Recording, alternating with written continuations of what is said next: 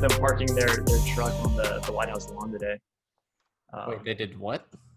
So they got permission to go park their I can't remember what they Endurance is what it's called, I think. This is their truck on one of the White House lawns today, and got to show it off to staff. I think Donnie saw it too and approved, so it shot up. Yeah, it just like randomly. I don't think anyone really knew it was going to happen. Did they make a gift of $750 to be able to get that privilege or something? I have no idea. I'm kidding. I have no idea how they got that. It went under the radar until it like actually happened. Yeah, I completely missed that. So yeah, when you texted me that, I was like, oh, he's just trying to get Ohio voters probably. I wouldn't be surprised. What are we, like 35 days out, which is going to feel like 35 years, you know? Yeah. That's okay. It's not as long as 2020 as a whole. It'll probably go by fast. Yeah. I'll be curious to see what SPACs do. Just, I don't know. I feel like it's weird how they can be such different businesses, yet they all tend to trade the same. And I'll be curious to see what starts happening when they start actually completing their mergers. Yeah, I'm hoping they all explode, but there's going to be a time when they don't, and I hope it's not this time. If two out of my like 4 go off, 5, I'll be happy. Yeah, that's all that kind of. You only need a few to hit. You don't need all of them to work. It's not like sports betting. Right. Well, yeah. Anyway, on that note, welcome to episode 8 of Quarterly Learnings, guys. Let's kick it off real quick with the what's up, what's down for the week. My what's up for the week is the new widgets on iOS 14. I think it's cool. It gives my iPhone a refreshed new look on the home screen, and I finally have cut all of my pages down to just 2. What? Non-spawn. Yeah, that'd be fine if they sponsored us. But yeah, so I finally have cut my home pages down to 2, cleaner look. My what's down for the week, iPhone iOS 14 widgets, because they're incredibly glitchy, because they're all made by third-party providers. Anyway, Justin, what about you? Well, we kind of mentioned it. SPACs are up. I was on kind of semi-suicide watch last week with all that stuff going on. Totally kidding. But no, I woke up this morning and everything kind of recovered. So I'm feeling good about that. Multitude of reasons. Just more confidence in the market, and SEC ruling that there wasn't a disadvantage or advantage for anybody, or complete disadvantage. And yeah, so I was happy to see that everything green today. What's down for me, moving is a kick in the dick. I realized it never ends. I was moving this entire weekend, and even these guys paid because I was like very not involved with anything we were talking about. Because I didn't want to touch my phone or look at anything. Yeah, you don't realize how much truly crap you own until you have to actually physically move it from place to place. Yeah, that's why my background's Bali right now. I think I need a vacation between that and what's going on with work right now. I need a break. Ryan, what you got, man? Yeah, my what's up for the week is Apple. Looks like they're kind of bouncing off of a temporary low. Hopefully that's the last time it goes to that level. But hopefully we can get some kind of a correction upward this time instead of downward 10%. And then my what's down for the week are my hometown Houston Texans. They are terrible right now. Losing Hopkins every time that DeAndre Watson or Hopkins. Every time that Deshaun Watson, steps back and I don't see any open receiver, I'm like, oh wait, they traded away their only good receiver, their future Hall of Famer, and future Hall of Famer. So kind of losing a little respect for him, making me not like NFL this year. So that's what's down for me. Well, you're just a hater. And his fantasy team sucks too, so he already gave up on that. Yeah, that's true. Good point. I've checked out of NFL.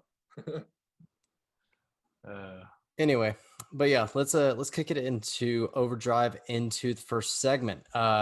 Allbirds raising $100 million, just announced in Series E funding today. What do we think about this move? It's valuing the company now at 1.7 billion, up from 1.4 billion previously when they raised cash in 2018. So not exactly the meteoric jump we've seen in things like a Zoom or Teladoc or Livongo, any of these other companies that also call the Bay Area home.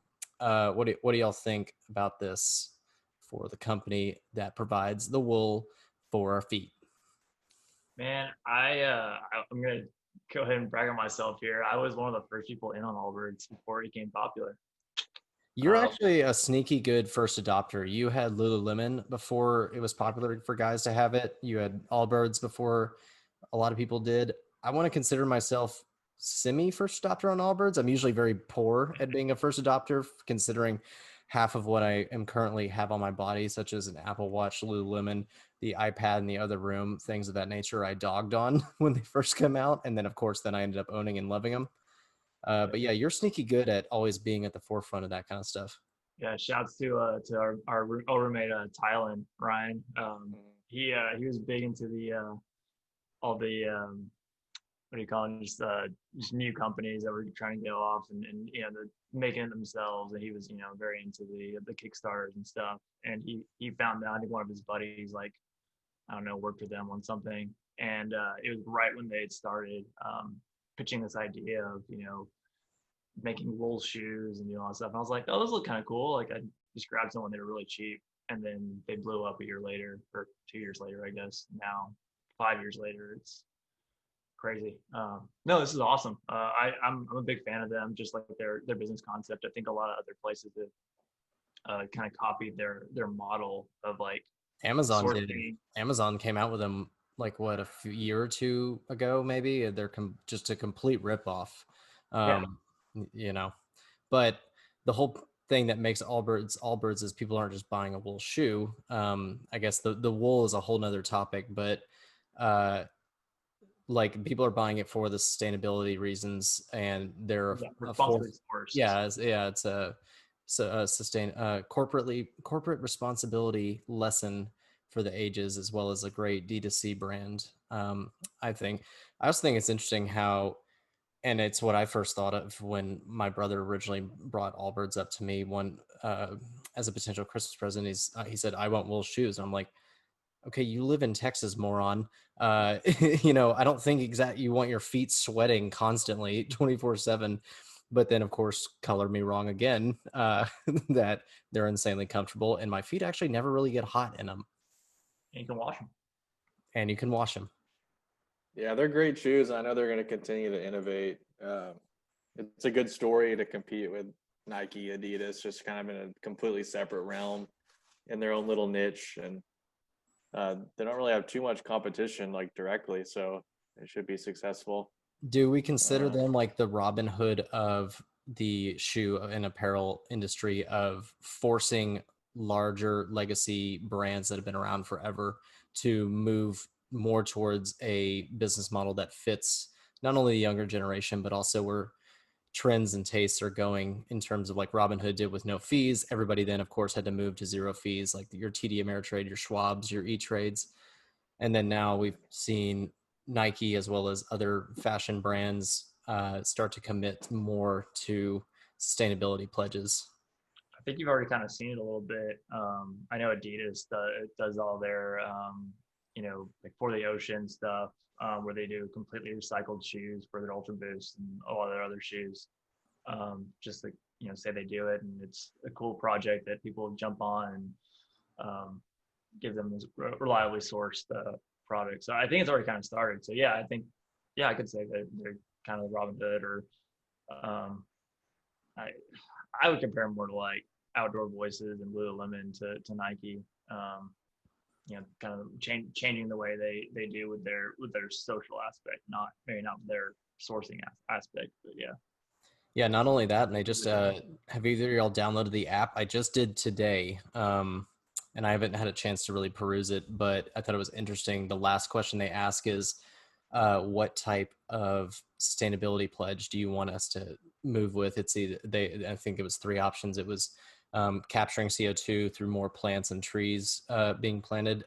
Do you want them to focus on renewable resource, not adoption, but putting more money into building out renewable resource infrastructure, or do you want to look into methane capture, especially around livestock? Because we all know them cow farts are killing the planet. So I thought that was interesting, and it's what Allbirds does is putting the sustainability aspect right up front and center, especially because they use their sheep wool, and then they use the sea foam something or other for their the soles, and that's like their only two ingredients that they need. Yeah, and as long as you got merino sheep, that's going to still stay sustainable. Yeah, it's smart. I mean, I'm sure their cost of goods are really low compared to other manufacturers, and I don't know how much they cost. How much are they typically? Oh, they're like $95 or more. They're a pretty penny. So they cost like $12 maybe. Yeah, I know that COVID has been putting pressure. I read that COVID's been putting pressure on their margins, and they've been profitable. They're trying to stay profitable. So we'll just have to see. I think ironically, they started out with the very popular wool runner that took off throughout Silicon Valley in the tech industry, especially. That's where Patagonia vest, Allbirds wool runners, were part of your work uniform, basically, back when a work uniform was a thing. You're doing a startup. That's what you were wearing for sure. Yeah.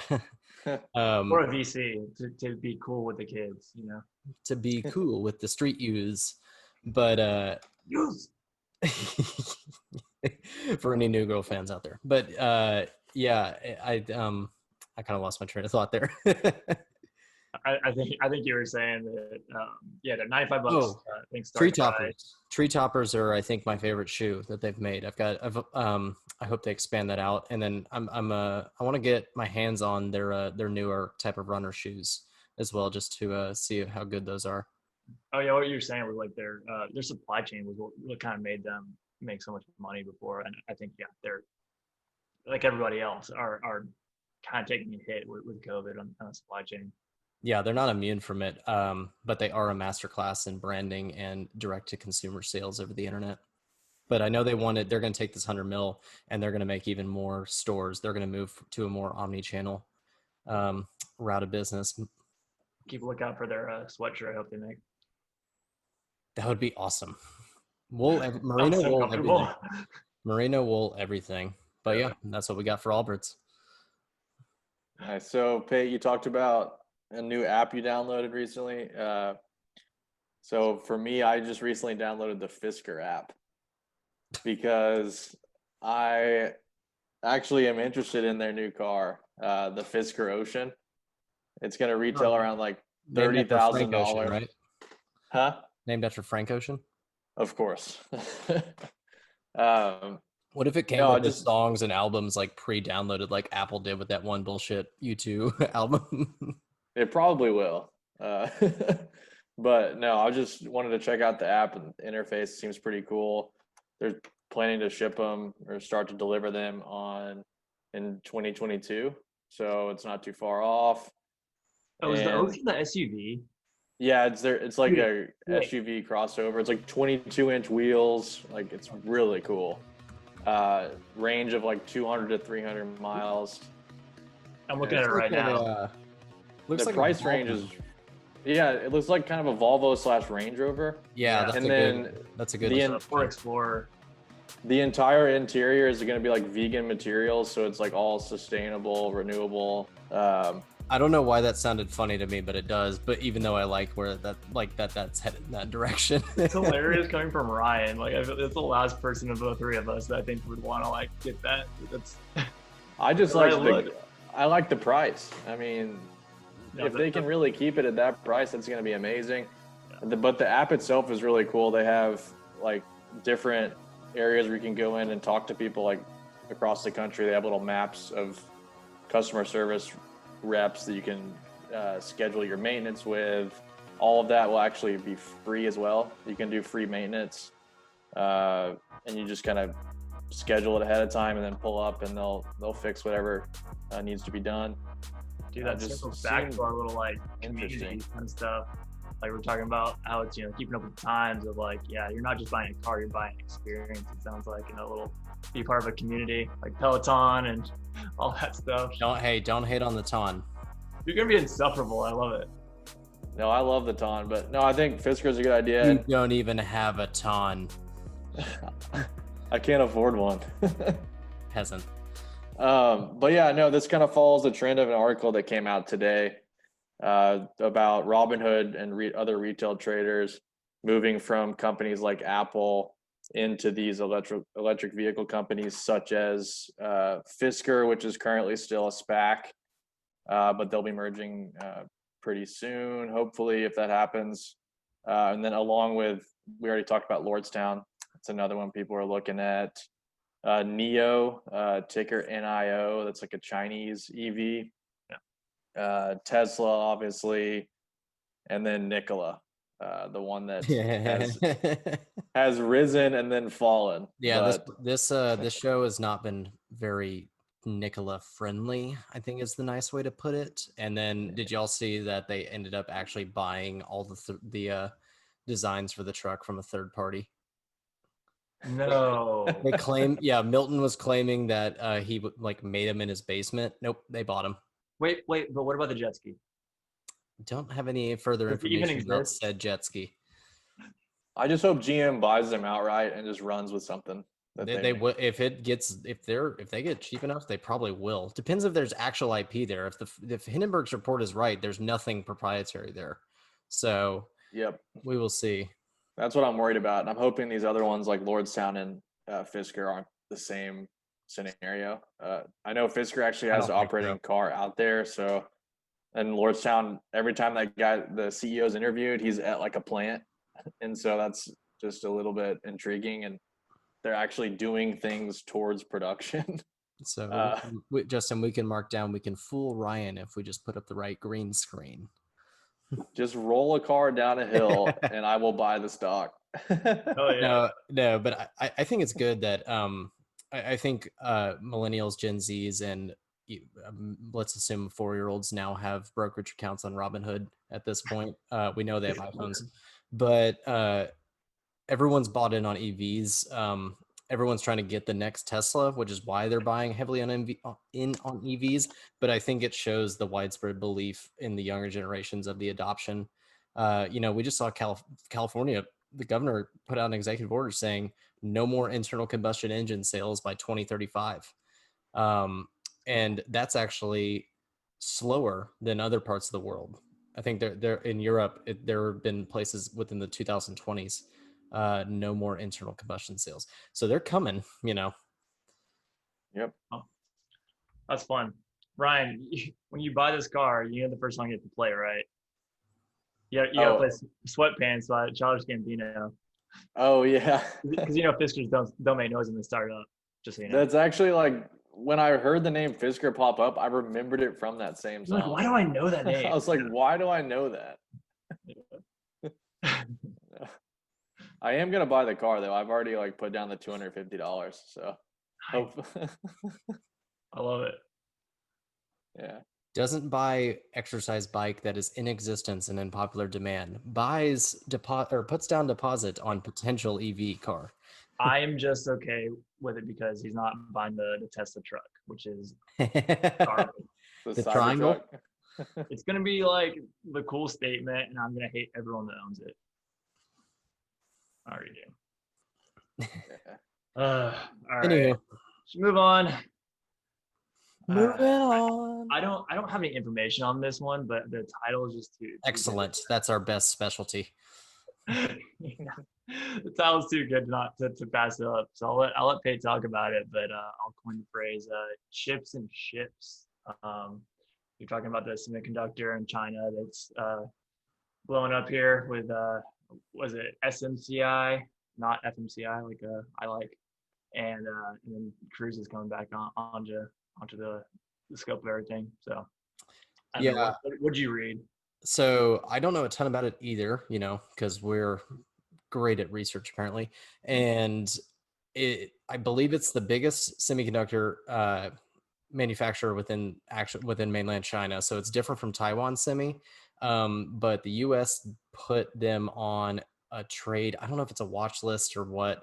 And regardless, they were called out by the U.S. government, and the end result is that China is going to retaliate in some way, and you're also going to start seeing China start to onshore a lot of their chip production and invest more heavily in this so that they can become self-sustainable in the semiconductor space. Just like the U.S. is trying to do with medical supplies, as we saw what happened during COVID. Now we're trying to onshore a lot of that production.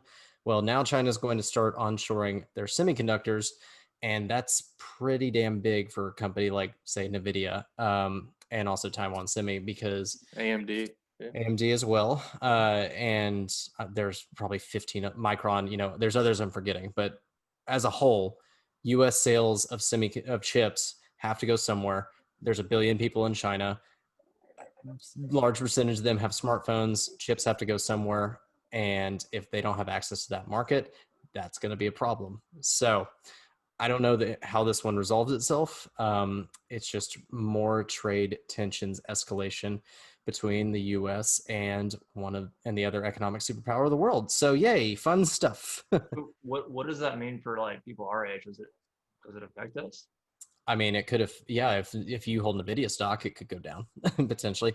No, I think it's more of a wider threat, and escalations of tensions is probably what's the more immediate consideration for young investors and traders, and gamblers. But yeah, we'll have to see. It's a bigger story that not enough people are paying attention to, and eventually one side is going to probably go too far, and we're going to see escalation in these tensions to where it's going to start affecting stock prices, valuations, and more importantly, everybody's Robinhood balances. Are any of those down after hours on the news? I didn't look. I got it up right now. Let's see. Because I was actually in AMD briefly today, in an option, but I sold it really quick. Can't find it. Again, we are a crack research team. My guess is probably No, not it's yet. up. It's up after hours. Not much, but they're all, 0.5% or so. It's probably going to hurt NVIDIA. Whichever one has the most sales to China will probably be hit the hardest. I don't know. AMD is probably not as much as NVIDIA. We'll have to. We need to revisit this when we actually know a little more. Sorry for bringing it up too early. Well, yeah. I mean, the news broke today, so this is more of a just commentary on the oh shit kind of feeling, rather than the actual numbers or sales or anything of that nature. Yeah. I guess be on the lookout for when we follow up. The name was just too good. We couldn't not talk about it. Chips and ships. Presented. Mixed up with both of those. A presentation by Prestige Worldwide, Dale Dovak, and I forget Will Ferrell's character's name. Oh, you said dildo. That's okay. I'll let that slide. Okay, well now I have to cut this, but yeah. Now really not shitty. True, no one's listening anyway. Are we gonna look back on this? I guess there's more that happened in 2020 than this, but I'm talking about the financial Cold War between U.S. and China, like how TikTok, a media app, like a video app, kicked all this stuff off, or like was the start of the breaking point? No, the start of the breaking point was the trade war in 2018, summer 2018. The escalation, that's the kind of nightmare scenario, is if China says we're no longer buying U.S. debt. That's scary, and they can do it anytime they want. And we just got blacked. That's true. That's the biggest fear, because what's our debt right now? How many and they own what, like a third of it or more than that? I'm responsible for about a tenth of it. So they own like tons of our debt, so they hold all of the cards. I don't know what we're gonna get out of any of these. I don't know, man. I don't even know. Before we get Ryan down the wormhole of conspiracy theories and Outlook, maybe we should move on. What else y'all want to talk about today? Sports gambling sucks. It's fun and it sucks. Did you lose? Yeah, but I mean, hey, DraftKings is still going all the way up. So still continue to see. I'll be curious to see how expansive that goes within 20. I almost said 2018. Whenever the hell the elections are next, 35 days or whatever. So, are you justifying your losses with your sports gambling by looking at your your bets stock going up? it helps. Yeah. It all evens out. I told told our buddy Jesse that his losses on DraftKings are my gain on stock. So, do you own them outright as well, or just through bets? yeah, me and my brother have positioned through outright, but also through that BETZ. Another ETF I just got my eyes on, and I of course now can't remember the name. It's EDOC, and I want to look at it a little more. Telehealth ETF, the rise of thematic ETFs, I think is a larger segment, but I think that's an area that's going to keep expanding and expanding, considering I literally just had to use a telehealth service to my COVID scare last 2 weekends ago. So it made it a hell of a lot easier than trying to get into a minute clinic or something, especially right now. They won't let you in if you have any symptoms. So wow. Even if you don't have it, they're just like, nope, stay the hell out. Man, I tend to stay away from healthcare stock, but it might be worth it now with well, they're more tech than healthcare. Yeah, that's what I'm saying. It's telemedicine now, so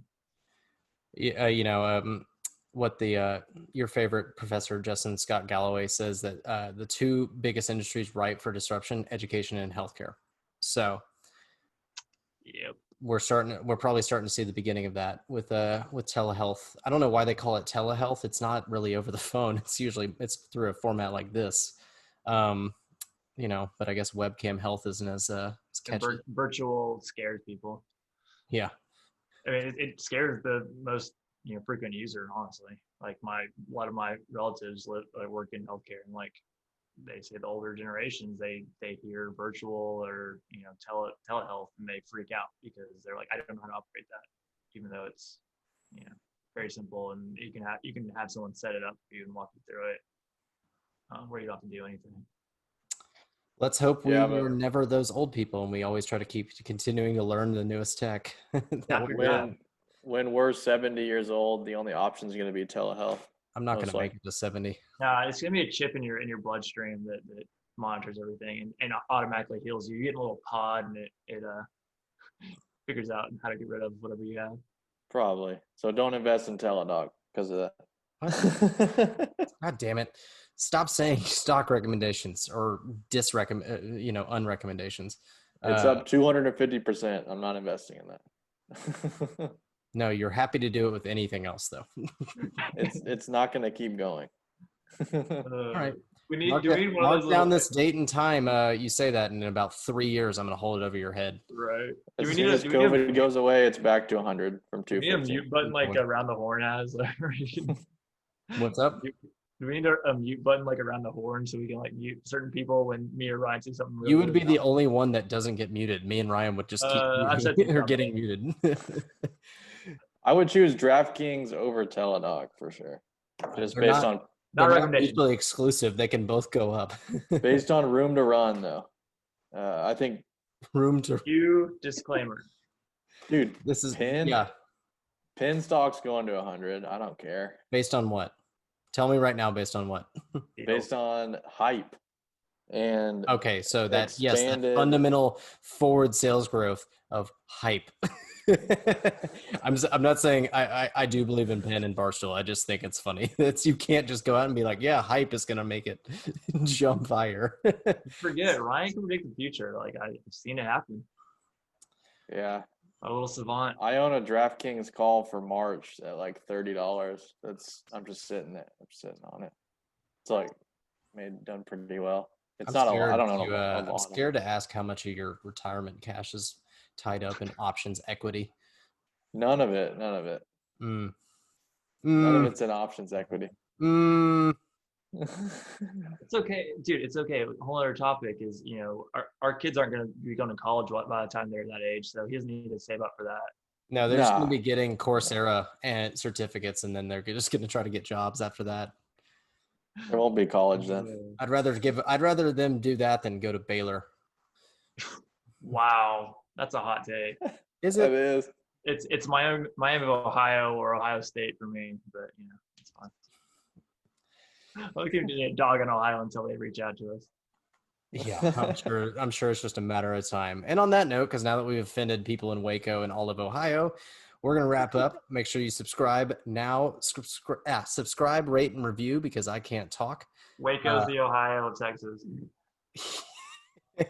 I would agree with that. And we will see y'all next time.